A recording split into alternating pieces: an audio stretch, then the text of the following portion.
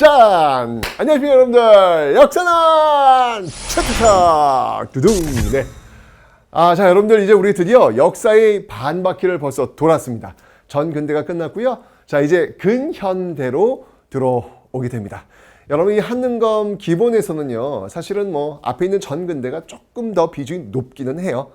근현대 쪽이 조금 더 전근대에 비해 좀 낮지만 그래도 뭐 한 3대2 이 정도의 비율로 나오기 때문에 무시할 수는 없다. 게다가 어찌 본다면 근현대사 문제들이 어렵지가 않아요. 나오는 문제들이 딱 정해져 있기 때문에 변수가 그렇게 크지 않습니다. 그래서 적당히만 공부하시면 여러분들 훨씬 더 좋은 성적을 올릴 수 있는 그런 파트니까 자신감만 쉬고 여러분들 바로 그냥 쭉 달리셔가지고 완강을 치시면 되겠습니다. 이 딱 방학집에 있는 여러분들을 응원하면서 제가 출발 한번 시작해 보도록 하겠습니다.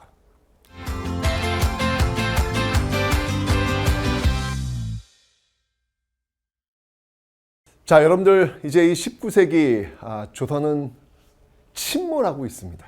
침몰하고 있습니다. 세도 정치, 부정과 비리를 통해서 침몰하고 있는 이 조선호. 이대로 무너지나요? 라고 생각했는데 이때 이 조선의 마지막 불꽃이라고 할 수 있는 한 사람이 등장합니다. 그 사람이 바로 흥선대원군입니다. 자, 이 흥선대원군은요, 잘 아시겠지만 고종의 아버지죠. 고종이 굉장히 나이가 어려요. 12살로 왕위에 오르다 보니까 그 뒤에서 이 흥선대원군이 모든 것들, 대략 한 10년간 모든 것들을 좌지우지했던 시기가 있었거든요. 바로 그 시기, 이 흥선대원군은 나름대로의 개혁을 펼쳐나갑니다. 자, 과연 어떤 모습의 개혁을 펼쳐나갔고 왜 그랬으며 그리고 그 개혁의 의의는 무엇이 있는지 하나씩 한번 살펴보도록 하겠습니다. 자, 일단 이제 19세기 상황부터 한번 볼 텐데요. 자, 이 정치적으로는 어떤 시기냐라는 것이죠. 자, 이 정치적으로는요, 여러분 우리 이미 배우셨어요. 정치적으로는 바로 이 시기는 그렇습니다. 바로 세도 정치 시기였다. 세도 정치. 소수 가문들이 이 비변사를 장악하면서 이 권력을 장악했던 그런 시기. 정치적으로는 그랬고요. 그 다음에 경제적으로는 그럼 어땠느냐. 자, 이 경제적으로는 저렇게 소수 가문들이 권력을 장악하면서 매관, 매직이 이루어지는 모습들, 이 과정 속에서 돈을 주고 샀던 그 관리들이 그 돈을 뽑기 위해서 백성들한테 세금을 수탈하는 그런 과정 속에서 세금 체제가 물러해진단 말이에요. 자, 그 세금 체제를 우리는 삼정이라고 하는데 이것이 바로 물란해지고 있더라라고 우리가 배웠습니다. 이미 배웠습니다. 이 파트는요. 자, 이 상황 속에서 지금 흥선대원군이 권력을 장악한 거예요. 그럼 어떻게 할 것이냐는 것이죠. 간단합니다. 세도 정치, 소수 가문에 의해서 왕권은 추락할 대로 추락했다. 그렇다면 흥선대원이 할 일은 무엇이다? 바로 추락할 대로 추락한 이 왕권을 강화시키는 것. 이게 목표가 되겠죠. 자, 백성들은 지금 도탄에 빠졌습니다.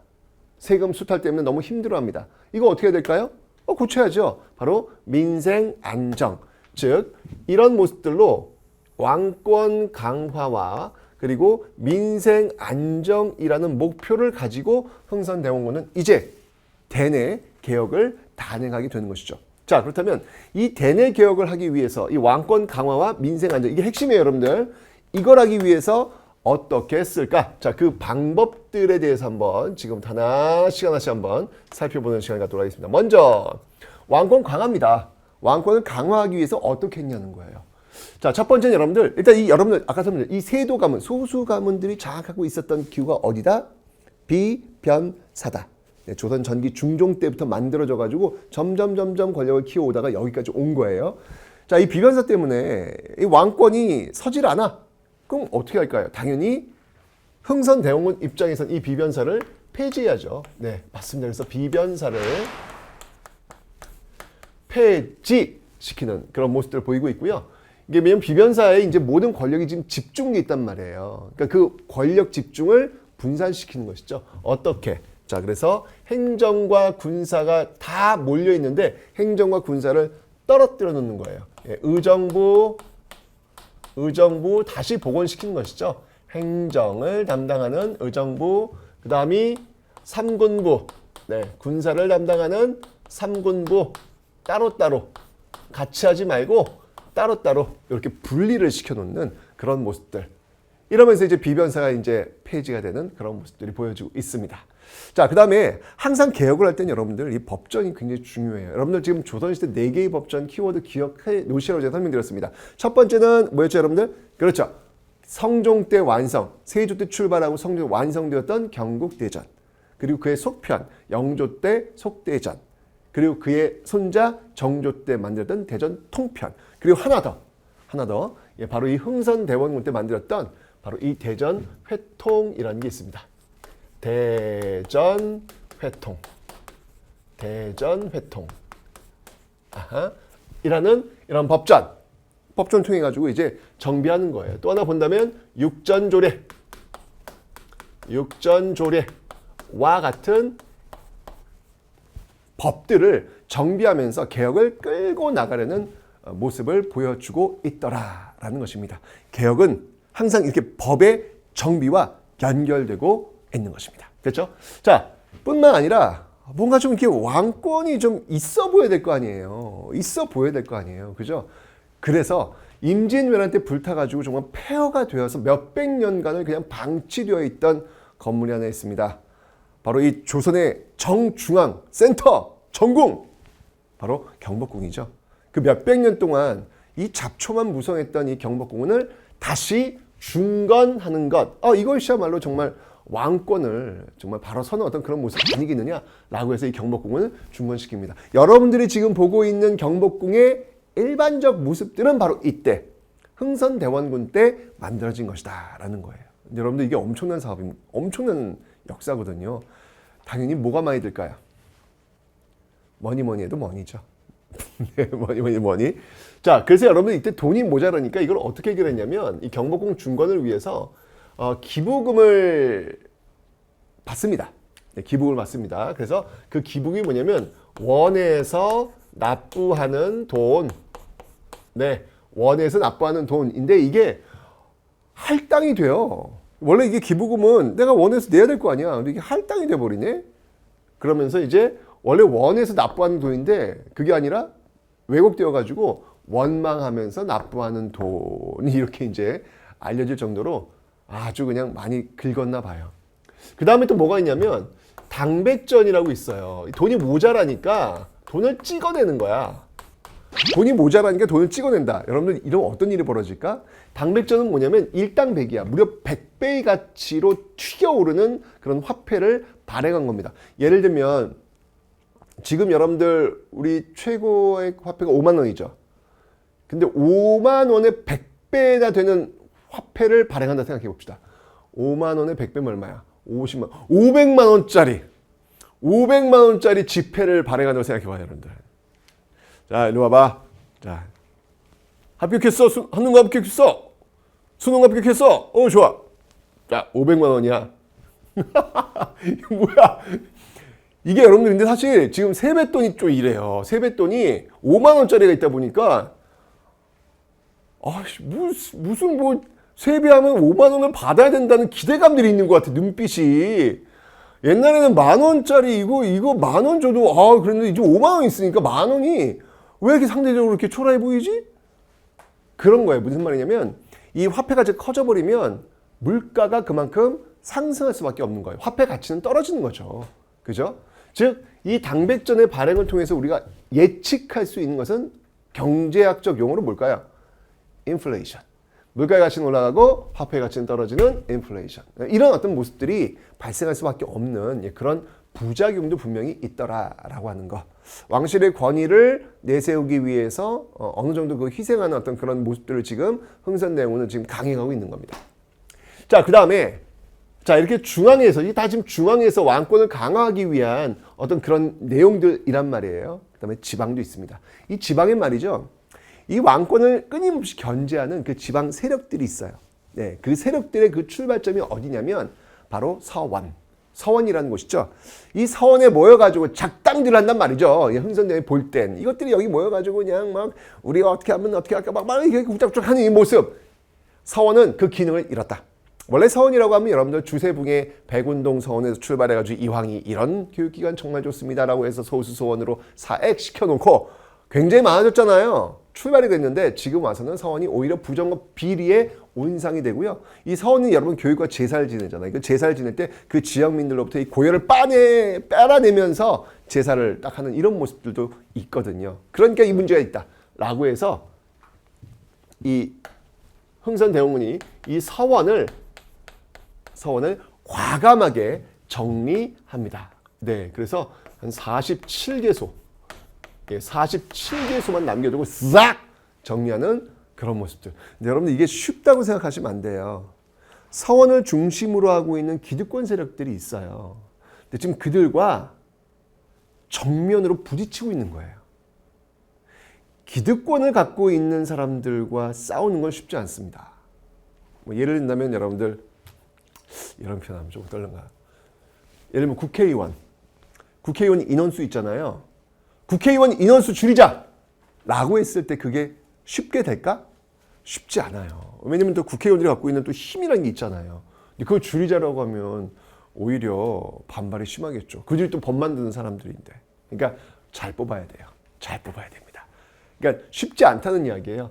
예, 결국 이 서원을 정리하는 과정 속에서 당연히 당시 어떤 사대부 유림들 불만 많겠죠. 하지만 밀어붙입니다. 게다가 이게 또 당시 이게 좀 독특한 게 있었는데 이 만동묘라는 게 있었어요.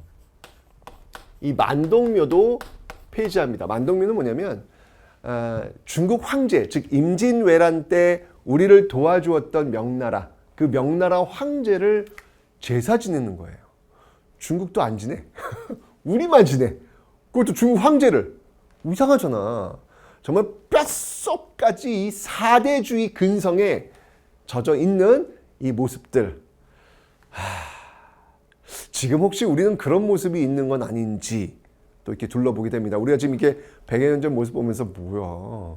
아니 중국 사람들도 제사 안 지내는 사람을 우리가 왜 제사를 지내는 거야? 여러분 지금 이상해 보고 있잖아요. 또 100년 뒤에 우리의 후손들이 우리의 모습을 바라봤을 때 과연 우리가 지금 100년 전 그들을 평가하는 것처럼 미래의 그들도 우리를 좀 이상한 눈빛으로 바라볼 여지는 없는지 한번 좀 역사를 공부하는 게 이런 이유잖아요. 그러니까 나를 둘러보기 위해서 우리를 둘러보기 위해서 역사를 공부하는 거 아닙니까? 그죠? 한번 둘러봤으면 좋겠습니다. 자, 결국 이제 만동묘를요. 그러니까 홍선생님이 뭐야 이거 없애! 해서 없애게 되는 그런 모습들.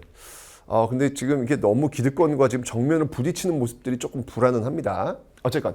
자, 이를 통해 가지고 이 왕권, 중앙과 지방에 대한 그 권력들을 힘을 쭉 빼면서 왕권을 강화시킬 수 있는 공간을 이 흥선대원군이 확보해 내게 된 것이죠. 아빠 잘했지? 네. 이게 고종 아들한테 지금 얘기하는 거예요. 흥선대원. 아빠 잘했지? 네. 이렇게 하는 모습 보이고 있죠. 자, 이제 두 번째 과제입니다. 두 번째 과제는 바로 민생 안정이에요. 지금 이 19세기 세도 정치로 막 피폐해진 이 백성들의 삶을 안정시켜주는 게 목표입니다. 지금 삼정의 문란이라고 했으니까 저 삼정을 고치면 되겠네. 19세기 이 삼정의 문란을 해결하기 위해서 시행되었던 게 여러분들 뭐였어요? 이걸 이제 시행하기 위해서 바로 삼정 이정청을 뭐 그때 세웠다라고 했는데 그렇게 뭐 큰 소득을 보진 못합니다. 흥선대원군 때 와서 제대로 된 어떤 개혁을 한번 시행해 봅니다. 자, 먼저 전정, 군정, 환정. 삼정은 전정, 군정, 환정이니까 전정부터 한번 살펴보도록 하죠. 전정이라 하면 이건 토지에서 나오는 세금을 얘기하는 겁니다. 자, 이 정전은요. 토지에서 나오는 세금인데 이 중에서 세금을 내지 않는 사람들이 존재하네. 그들을 핀셋으로 다 뽑아가지고 다 세금을 물리는 겁니다. 그러기 위해서는 토지를 누가 얼마 갖고 있는지 정확히 알고 있어야 되겠죠. 그래서 토지조사 사업을 단행합니다. 이 당시에는 토지조사 사업을 바로 양전사업이다라고 이야기하거든요. 그래서 양전사업을 단행하는 모습도 있고요. 자, 그 다음에 이제 군정입니다. 전정, 군정. 자, 군정. 자, 여기서 여러분들 굉장히 중요한 개혁안이 등장하고 있습니다. 완전 중요합니다. 완전 중요합니다. 호포제라고 하는 거 너무너무 중요합니다. 자, 호포제는 뭐냐면 말 그대로 집집마다 포를 내도록 한다는 얘기예요. 자, 여러분들 잘 보세요. 원래 조선시대 양반들은 군역의 의무를 지지 않습니다. 군대를 가지 않습니다. 군대를 가지 않으니까 군대를 가지 않기 위한 방법 포를 내고 빠질 수 있단 말이에요. 그런데 그 포를 낼 필요가 있다 없다? 양반들은 낼 필요가 없다는 거예요. 왜 군대를 안 가니까요. 그죠? 자, 그런데 여러분들 왜 그 영조의 균역법 아시죠? 1년에 한 필 내도록 하는 거. 원래 두 필 내는 거 한 필로 깎아줬습니다. 이게 이제 영조의 균역법 아시죠, 여러분들? 자, 그런데 이 영조의 균역법도 역시 마찬가지로 양반은 열외예요. 양반은 열외입니다. 그런데 이 흥선대원군의 호포제, 지금 영조의 균역법과 흥선대원군의 호포제 이게 다 연결되고 있는 거거든요. 흥선대원군의 호포제의 가장 특징이 뭐냐면 집집마다 내라는 거예요. 그러니까 집집마다 다 내라고 하는 거니까 당연히 양반도 낼까 안 낼까? 양반도 내도록 하는 겁니다. 오. 야, 이거는 여러분들, 이거는 엄청난 저항에 부딪힐 수밖에 없겠다라는 생각이 직감적으로 오지 않습니까? 여러분들 우리 앞에 배웠잖아. 대동법. 대동법 시행하는데 몇 년 걸렸다? 100년 걸렸다. 많이 가진 사람들이 세금을 많이 내도록 하는 제도 대동법. 100년 걸려요. 세금을 물린다는 거. 기득권 세력에게 권력을 갖고 있는, 돈을 많이 갖고 있는 사람들에게 세금을 더 물린다고 하는 것은 엄청난 저항에 직면할 가능성이 굉장히 높습니다. 어렵다는 이야기예요. 그런데 흥선대원군 지금 그 기득권 세력에 지금 세금을 또 물리고 있는 거예요. 그죠? 이거 쉽지 않을 것 같은데 어쨌건 강행합니다. 전정, 분정, 환곡. 환곡을 한번 보겠습니다. 자, 환곡은 여러분들 춘대, 추납, 봄의 곡식을 빌려주고 가을에 갚도록 하는 제도였습니다. 자, 근데 이 환곡에 지금 공무원들이 개입해가지고 말이죠. 막 그냥 고리대를 그냥 막 가을에 세금을 이자를 내야 되는데 그 이자를 막 10배, 100배로 튀겨가지고 말이죠. 고리대로 지금 뜯고 있단 말이에요. 너무 힘들어. 그래서 이 문제를 해결해서 공무원을 빼버려요. 공무원을 개입시키지 않습니다. 그 지역의 명망가들이 중심이 되어서 창고를 운영토록 하라라고 해서 바로 사창제. 사창제를 시행하는 모습들로 가고 있더라. 자, 진짜 조선의 마지막 불꽃답습니다. 나름대로 어떤 그 왕권 강화와 민생 안정을 위해서 열심히 노력하고 있는 어떤 그런 흥선대원의 모습이 일단 인정. 오케이, 인정. 자, 하지만 제가 얘기했잖아요. 지금 이 모든 개혁들이 지금 기득권들과 지금 부딪히고 있단 말이에요. 그죠? 이러면 그 개혁의 원도, 개혁의 힘이라고 하는 게 계속 유지되기가 정말 쉽지는 않겠구나라는 생각이 드는데 역시나 자, 어떤 요소들이 이런 게 있었냐면 자, 먼저 볼게요. 제일 중요한 게 뭐냐면 이 원납전, 양반들한테 나 원치도 않는데 그냥 원망하면서 납부하는 돈이 됐다 그랬잖아요. 기분 안 좋아, 양반들 돈 내야 되는 거. 그 다음에 지금 서원을 정리하고 만동묘를 철폐했다. 특히 만동묘. 아직까지도 이게 지금 병자호란 끝난 지 몇백 년이 지났음에도 불구하고 여전히 이 명분에 쌓여있는 양반들. 우리가 중국의 법통을 입고 있는 소중한데 어찌하여 중국의 은혜를 버릴 수 있단 말이야. 이 따위 생각들을 아직도 하고 있는 거예요. 근데 그 생각을 벗어 던지는 게 그렇게 어려운가 봐. 그러니까 우리가 지금 볼 때 뭐지? 라는 생각이 들겠지만 그 시대 속으로 들어가면 그게 쉽지 않은가 봐요. 그러면서 진짜 자꾸 나를 돌아보게 되더라고. 나는 혹시 그 생각에 갇혀 있는 건 아닌가? 이런 생각을 자꾸 돌아보게 되는데 어쨌건 이런 것들은 배은망덕한 것이다. 똑같아. 병자호란 때, 정묘호란 때 그 신하들이 인조한테 압박하고 그 전에 있었던 광해군한테 압박했던 모습과 똑같아. 배은망덕한 것이다. 라고 이야기하는 모습들. 게다가 또 이제 결정적으로 양반들을 지금 똑같이 취급하면 안 된다. 라고 하면서 불만을 갖게 됐죠. 결국 이런 어떤 불만들을 모아서 누가 최익현이라는 유생이 탄핵을 올립니다. 최익현. 흥선대원군을 이제 그만두게 하시고 바로 이제 고종께서 친정을 하시옵소서. 물론 이제 그 당시 탄핵이라는 용어는 이건 이제 현대적인 용어니까 그죠? 이건 뭐 그때 썼다는 얘기는 아니고요. 지금 이제 이 모습이 어떤 모습일까? 이건 바로 탄핵이다라고 이야기를 하는 거예요. 물론 흥선대원을 쫓아내십시오. 뭐 그런 아주 직접적인 얘기는 안 해요. 고종이 이제 친정할 나이가 되었습니다. 뭐 이런 이야기를 하긴 하지만 본질적으로 여러분 그건 뭐냐면 이제 그만두라는 이야기잖아요. 그죠? 그래서 이 최익현의 탄핵 상소가 이제 올라오면서 결국은 흥선대원군이 내려놓게 되는 거예요. 자, 근데 이 최익현, 그가 궁금합니다. 이 최익현 이 사람 때문에 결국 흥선대원군이 내려오고 그의 아들 고종이 친정을 하게 되는데 이러면서 이제 고종 정부가 들어서는 1등 공신이에요. 고종 정부가 들어서는 1등 공신이 바로 이 최익현이라고 볼 수 있습니다. 어찌 본다면 여러분들 고정 정부로서는 이 최익현을 중용할 수도 있을 것이고 또 최익현은 또 이 고정 정부를 또 서포트해 줄 수 있겠죠. 그죠? 그런데 이 고정 정부가 나중에 이제 개항을 해요. 문을 열어요. 강화도 조약을 체결하게 됩니다. 그때 이 최익현이 도끼 들고 와요. 도끼 들고 와서 개항할 거면 내 목부터 먼저 쳐라. 라는 얘기를 합니다. 바로 개항 반대를 외쳤던 인물. 저는 이런 걸 보면서 흥선대원군을 탄핵, 흥선대원군을 몰아쳤던 최익현. 그 덕분에 출발했던 고정정부. 근데 고정정부마저도 공격하고 있는 최익현. 정권이 바뀌더라도, 권력자가 바뀌더라도 자기의 신념을 바꾸지 않고 일관성 있게 주장하고 이야기하는 이 모습. 저는 이런 모습이 진짜 보수라는 생각이 드는 거예요.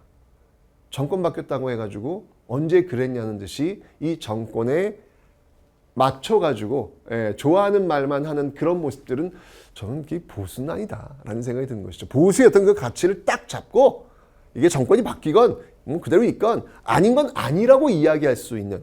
보수는 뭐예요, 여러분들?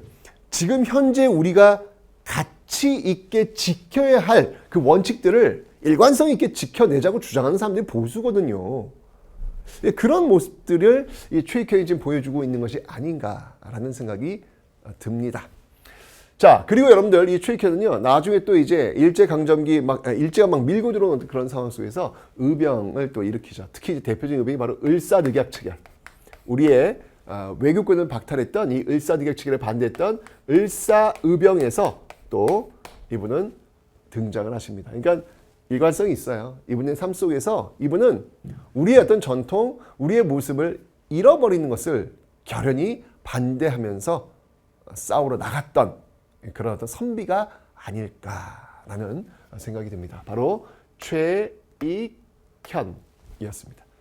어쨌건 이 최익현의 탄핵 선서를 통해서 흥선대원군은 이제 내려오게 되더라라고 하는 거. 이게 한 10년의 흥선대원군 개혁의 내용이었습니다. 그런데 여러분들 대내적으로 이렇게 좀 굉장히 복잡한 모습들만 있었던 게 아니라 대외적으로도 아주 큰 이슈들이 벌어지고 있습니다. 도대체 어떤 일들이 지금 흥선대원군 시절에 벌어지고 있었을까요?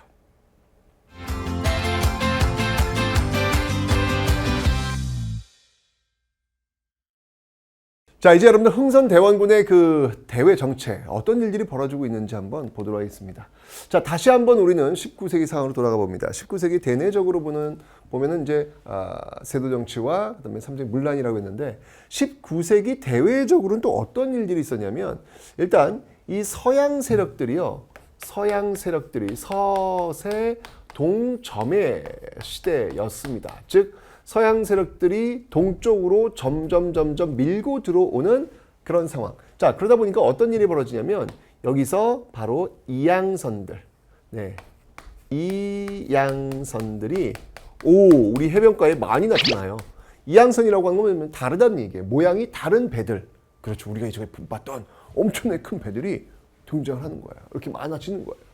자, 이런 형상 속에서 흥선대원군은 과연 어떤 선택을 했느냐. 바로 이런 형상 속에서 흥선대원군이 선택했던 방식은 바로 이겁니다. 통상 수교 거부 정책. 통상 수교, 그들과 통상하지 않겠다라고 문을 닫는 그런 정책들을 지금 추진하고 있더라라고 하는 것이죠. 흥선대원군도 어찌 보면 굉장히 보수적인 그런 어떤 인물, 그런 정치인이라고 볼 수 있겠죠. 자, 그렇다면 이 통상 수교 거부의 어떤 정책들 과정 속에서 어떤 일들이 벌어졌는지 그 내용들을 한번 좀 살펴보도록 하겠습니다. 자, 우선 여러분들 첫 번째가 바로 이 병인 박해 사건부터 이야기를 해야 될 텐데요.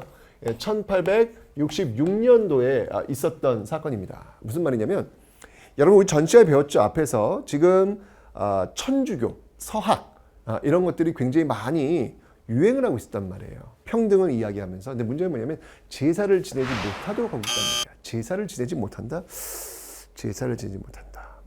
당연히 우리랑 충돌할 수밖에 없죠. 왜냐하면 돌아가신 그 부모님들을 지극정성으로 모시는 것, 이거는 정말 자식으로서 반드시 해야 될 그런 모습들이라고 우리는 이 전통이었단 말이에요. 근데 그걸 하지 마라? 난리 난 것이죠.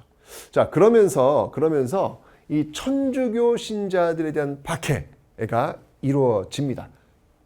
몇 가지가 있는데요. 그중 하나가 바로 이 병인 박해다라는 건데 이 병인 박해의 그 과정 속에서 이 천주교 프랑스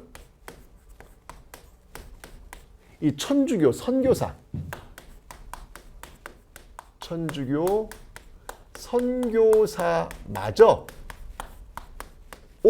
죽게 되는 사건이 벌어지는 거예요. 프랑스 천주교 선교사가 죽게 되는 사건. 자, 이 사실을 프랑스가 이제 알게 됩니다. 어땠을까요, 여러분들? 뭐라!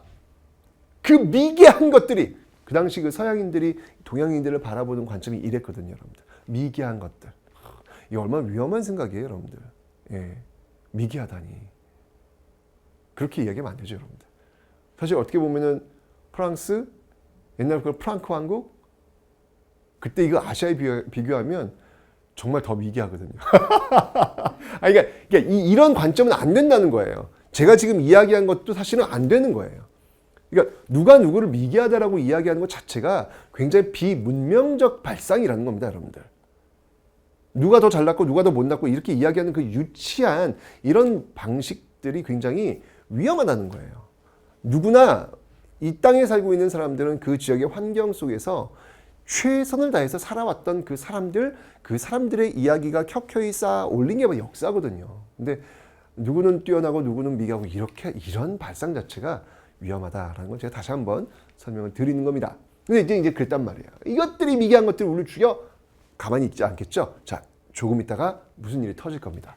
자, 그런데 같은 해 1866년도에 또 어떤 일이 있었냐면 이 제너럴 셔머너 사건이라는 게 벌어집니다. 이 제너럴 셔머너 사건 역시 마찬가지로 1866년도에 벌어지는 건데, 자, 이 제너럴 셔머너 사건이 벌어진 그 장소가 어디냐면, 여러분 항상 이 사건들 지금 흥선대원군에 벌어진 이 사건들의 장소를 잘 봐두셔야 돼요. 이 장소가 어디였냐면 평양이었습니다. 평양. 네, 평양이었고 이 제너럴 셔머너 사건은 바로 미국배. 이 미국과 관련이 있는 거예요. 제너럴 셔머너가 이제 평양으로 들어온 거야. 대동강으로 들어온 거야. 들어오니까 우리나라 사람들 되게 착해요. 예, 착해가지고 이게 길을 잃었나 보다라고 해가지고 먹을 것도 주고 물도 주고 다. 우리 원래 그렇잖아요. 이웃 이렇게 있으면 또 돌봐주고 그러잖아요. 그러면 그렇게 도움 받았으면 감사합니다. 땡큐 베리 머치 하고 빠이빠이 그래야지.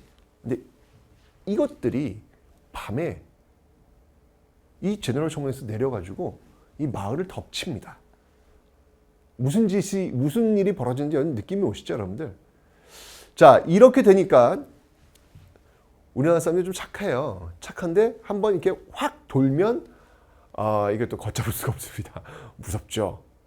결국은 이 제너럴 셔머너와 그 안에 타고 있는 그 선원들을 다 불태워버립니다. 그때 이 평양 감사가 누구였냐면 여러분들 바로 이때 평양 감사가 바로 박규수. 박규수라는 인물이에요. 나중에 이제 이 개화 사상, 개화파의 어떤 중심적 인물이 되는 인물이기도 한데요. 어쨌건 이때 당시에는 지금 이들이 이렇게 나쁜 짓을 했으니까 책임자로서 당연히 그들과 맞싸워야 되는 어떤 그런 당연한 모습들이 있는 겁니다. 그래서 그 군민들이 하나가 되어서 이 미국배를 불태워버리고 그들을 다 죽여버립니다. 자, 그렇다면 이 사실을 알게 된 미국은 또 과연 가만히 있을까요? 이 미개한 것들이 우리를 이렇게나 많은 우리 선진 국민들을 죽여 있을 수 없지! 라고 해서 분명히 또 뭔가 보복 조치가 있을 겁니다. 그죠? 이게 지금 같은 해 1866년 지금 다 벌어지고 있더라라고 하는 겁니다. 자, 결국 프랑스가 먼저 쳐들어오네. 자, 그 쳐들어온 사건이 바로 병인 양요가 되는 겁니다. 이게 바로 1866년도에 벌어지는 거예요. 순서는 여러분 병인 박해, 제너럴 셔머너 사건, 그리고 병인 양 같은 66년도에 지금 다 벌어지고 있는 거예요. 얼마나 60년도 긴박하게 지금 벌어지고 있는 거예요, 지금. 그죠? 이런 식이라니까 19세기는요. 이렇게 지금 서양세들이 막 밀고 들어오면서 정말 긴박한 상황들이 마구마구 벌어지는 상황이 지금 벌어지고 있더라라고 하는 거. 자, 일단 장소 볼게요. 이 병인 양요가 벌어진 장소는 어디였냐면 바로 강화도였습니다. 강화도. 이 강화도가 어떤 곳이야? 이 강화도라고 하면 기본적으로 여러분들 이 남쪽 또는 이 동쪽에서 밀고 들어오는 그들을 피해서 막아내는 어떤 그런 마지막 보루와 같은 그런 곳이었거든요. 근데 여러분 이때 이 근현대가 되면 강화도는 마지막 보루가 아니라 오히려 서양 세력들이 밀고 들어올 때 가장 먼저 만나게 되는 최전선이 돼버려요. 최전선이 돼버려요. 그 이전까지만 해도 여러분들 왜 몽골이 쳐들어왔을 때 고려 정부가 강화도로 피신을 가잖아요. 거기서 끝까지 싸우잖아요. 그리고 조선시대 때 또 정묘호란 때 또 여진족이 쳐들어왔을 때 후금이 쳐들어왔을 때 인조가 또 강화도로 피신하거든요. 그러니까 이렇게 항상 늘 마지막 보루예요. 마지막 보루. 전 근대까지만 해도. 근데 근현대로 들어오면서 이렇게 서양 세력들이 들어왔을 때 서울로 들어갔을 때 첫 번째 관문이 바로 강화도가 되는 거예요. 그러니까 이제 최전선이 돼버린 거야. 마지막 보루에서 이제 최전선이 돼버린 바뀌어버리는 강화도의 운명이 나오는 것이죠. 근데 이 강화도 근데 여러분들 왜 그 영화 옛날에 그 유명했던 영화인데 아바타라는 영화 보시면 알겠지만 그 최첨단 무기로 그 평화로운 어떤 그 마을 원시림이 우거진 어떤 그 마을을 그 최첨단 무기를 두두두두두두두 공격하면서 들어오는 모습들을 보셨을 겁니다. 똑같아요. 정말 이 프랑스가 여러분들 이 최첨단 무기를 그냥 밀고 들어오는 거예요. 강화도 이 포대를 딱 조준해가지고 퓨 쏘면 빵 터지면서 얼마나 더 무기가 발달돼 있습니까? 근데 우리의 무기는 어떠냐면 뿅 쏘면요, 뿅. 그다음 마지막 효과음이 뭘까? 꽝이 아니에요. 뿅, 쿵. 우리는 안 터져요, 포탄이. 뭐니 이거는? 우리는 뭐냐면 전통적으로 이 포탄을 던져서 그 배에 맞춰서 그 배를 깨뜨리는 그리고 가라앉히는 그런 방식이었거든요. 그런데 이 외국 배들이 이 철로 만든 그런 단단한 배들이 워낙 많아가지고 그거 맞아도 구멍 안 나요. 그리고 또 사정거리가 짧아가지고 가지도 않고요. 야, 정말 이 만만치 않았겠구나 라는 생각이 들더라고요. 그저 우리가 버틸 수 있는 건 뭐예요? 여기가 우리 홈그라운드라는 거. 그래서 앞에 최전선이 붕괴가 되면 또 후방에서 또 나가서 또 싸우고 또 죽고 또 후방에서 또 싸우고 또 죽고 이렇게 하면서 지켜낼 도리밖에 없는 그런 모습이라는 것이죠. 그죠? 자, 끝까지 싸우려고 노력합니다. 그래서 양헌수가 이 정족산성에서 승리를 하게 되지요. 하게 됩니다. 사실 이제 그 이전에 이 서울 지역으로 이동하기 위해서 이 문수산성이 있어요. 바로 강화도 건너편에 있는데 이 한성근이 지키고 있는 이 문수산성에서 한번 또 격전이 벌어지기도 합니다. 격전이 벌어지기도 하는데 어쨌건 이제 여기서 시간을 번 거죠. 시간을 벌면서 다시 이제 프랑스가 강화도로 들어갔고 이 들어가서 이후에 이 양원수로부터 이제 공격받고 결국은 패배하게 되는 것이죠. 그렇게 그 기세등등하게 밀고 들어왔던 프랑스는 결국은 이런 어떤 그 반격 속에서 다시 돌아가게 됩니다. 그럼 잘 돌아가야지. 이 나쁜 진짜 욕 나와 진짜. 정말 누가 미개한지는 모르겠어. 이때 문화재 약탈을 해가요. 지금 여러분들 뭐 사실 뭐 프랑스 루브르 박물관 또 영국의 대형 박물관 가보세요, 여러분들. 프랑스게 뭐 얼마나 많이 있겠어. 다 외국에서 훔쳐온 것들. 그런 것들 전시하는 게 얼마나 많이 있습니까, 여러분들. 그것을 마치 문명인 양 이렇게 전시하고 있는 것 그 자체가 사실은 굉장히 부끄러운 거예요. 누군가의 물건을 훔쳐와가지고 그거를 탁 전시해놓고 있는 모습이 부끄러운 줄 알아야지, 진짜 부끄러운 줄 알아야지. 또 한편으로는 굉장히 잘 보존하고는 있어요. 그들이 잘 보존하지 않았더라면 우리가 과연 그렇게 보존해 놨을까에 대한 또 스스로에 대한 반성도 사실은 하게 돼요. 근데 어쨌든 그 보존했던 그 기술만 올라온다면 그 원래 위치로 돌아가 있는 게 저는 맞다라고 생각이 듭니다. 너무 당연한 거 아닌가요? 그죠? 이때 여러분들 당시 그 외교장각이라고 강화도에 있었는데요. 이 외교장각을 약탈해 갑니다. 나빠요. 네.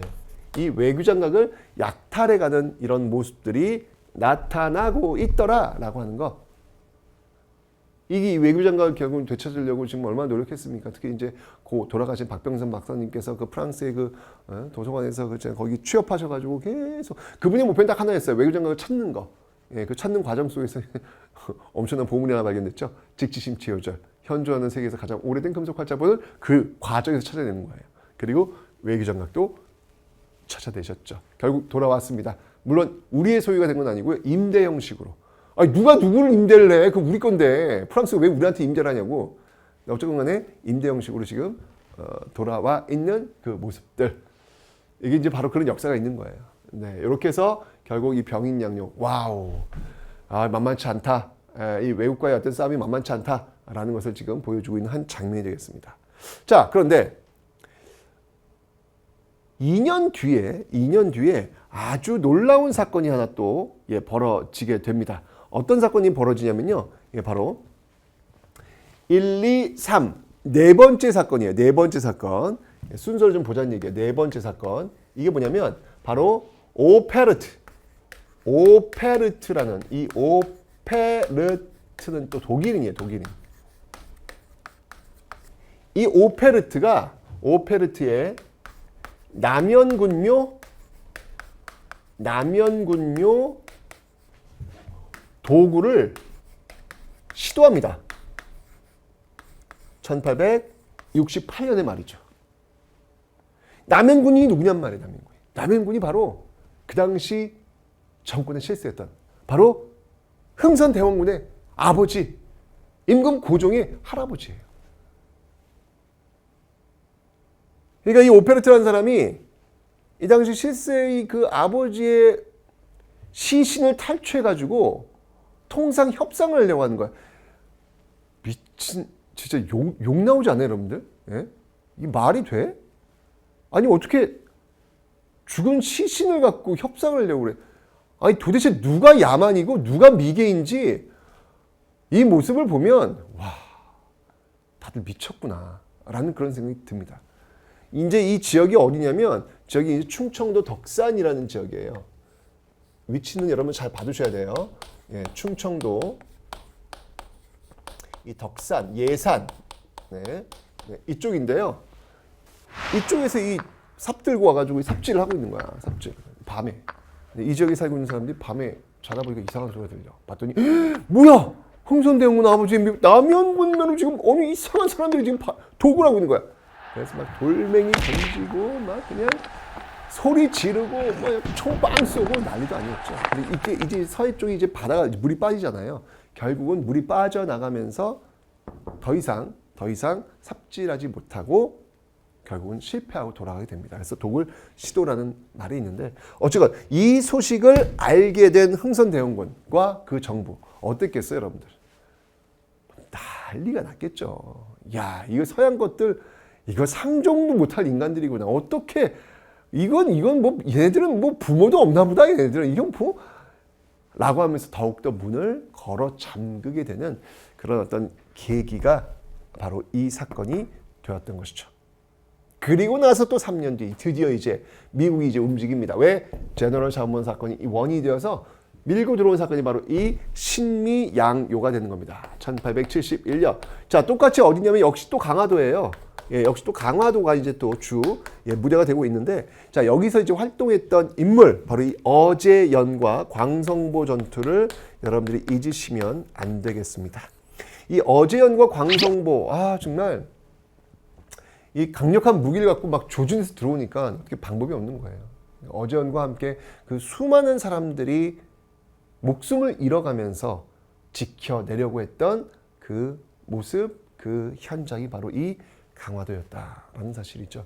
덕분에 결국 미국은 물러가게 되는데, 물러갈 때 이 친구들이 뭘 훔쳐갔냐면 바로 수자기, 장수 숫자예요. 장수의 그 깃발 있잖아요. 그 장수의 깃발을 훔쳐가는 그런 모습들도 있었습니다. 근데 이게 다시 돌아왔어요. 이게 해군박물관, 미국 해군박물관에 전시되어 있다가 다시 우리가 지금 우리나라에 다시 돌아온 상태이긴 합니다. 자, 어쨌든 이 수자기가 있었고요. 이게 딱 끝나고서 미국하고 이제 싸움이 끝난 거야. 뭐야? 그러니까 우리가 미국하고 싸워본 나라네. 우리 할아버지들은 미국하고 싸워봤구나. 프랑스하고도 싸워봤네. 야, 지금 여러분들 우리가 왜 또 이게 프랑스, 미국은 또 우리 같은 또 이게 우방국으로도 연결돼 있잖아요, 그죠? 그리고 세계 최강대국이라는 타이틀 다 달고 있잖아요. 그런 나라하고 싸워본 우리가 어떤 민족입니까? 미국하고 싸워본 민족입니다. 네, 그런 역사가 있네요. 자, 이렇게 되면서 이 흥선대원이 뭐냐면 얘네들은 짐승들이다. 얘네들은 짐승들이다. 얘네들하고 이제 상종을 못하겠다. 라고 하면서 이때 뭘 세우냐면 척화비라는 것을 건립을 하게 됩니다. 척화비. 척화비를 전국에 건립을 하면서 이제 이 서양인들과 뭐 통상을 하자. 이거는 매국이다. 나를 팔아먹는 짓이다. 라는 어떤 그런 내용들을 적은 이 척화비. 그들과 맞싸워야 된다. 라고 하는 그런 척화비를 전국에 건립하는 그런 모습들을 여러분들 기억하시면 되겠네요. 됐죠? 여기서 포인트는 뭐냐면 여러분들 병인양요의 원인은 병인박해였고 신명의 원인은 제너럴 셔먼 사건이라는 그 원인 일단 기억해 놓으시고요. 그리고 각각의 사건들 속에서 활동했던 사람들 병인양요 양원수 꼭 기억하시고요. 신명의 어제연 꼭 기억하셔야 됩니다. 아시죠 여러분들? 그리고 그 순서 병인박해, 제너럴 셔먼 사건, 병인양요, 오페르트 그리고 신명으로 이어지는 이 순서까지 여러분이 기억하셔야 되겠네요. 이게 모두 흥선대원군 집권 시기에 보여졌던 그런 대외 정책이었다. 자, 지금 우리는 흥선대원군의 정책을 보니까 왕권 강화, 민생 안정 그리고 통상수교 거부 정책이라는 이 세 개 축을 여러분들 지금 배우셨습니다. 그죠? 그런데 흥선대원군이 지향하고 있었던 목표는 뭐였냐면 미래가 아니라 과거였다는 거예요.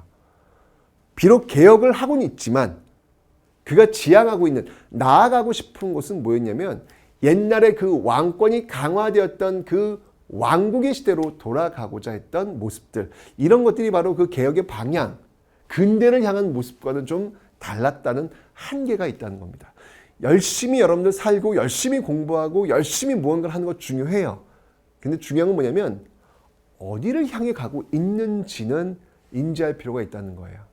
흥선대원군이 열심히 개혁을 펼치고 있는 모습은 좋았지만 그 열심인 모습이 미래를 향한 것이 아니라 과거로 회귀하려는 모습이었다는 데서 그 열심히 했다라고 하는 것을 우리가 과연 어떻게 평가할 것인가에 대한 고민의 지점이 생긴다는 이야기예요. 그 내 삶에도 좀 적용할 수 있다는 얘기죠. 내가 뭔가 열심히 해. 나는 뭘 위해서 열심히 하는 것인가에 대해서 둘러봐야 된다. 역사를 배우는 이유가 바로 이런 거거든요. 어쨌건 이 문을 열어 제끼는 그 시점 속에 있었던 조선의 마지막 불꽃 흥선대원군의 대내외 정책을 여러분과 함께 살펴봤습니다. 자, 그런데 이제 흥선대원군의 이 통상수교 거부 정책 이제 열립니다. 열립니다. 자, 어떤 모습으로 열리게 될지 다음 시간을 기대하시기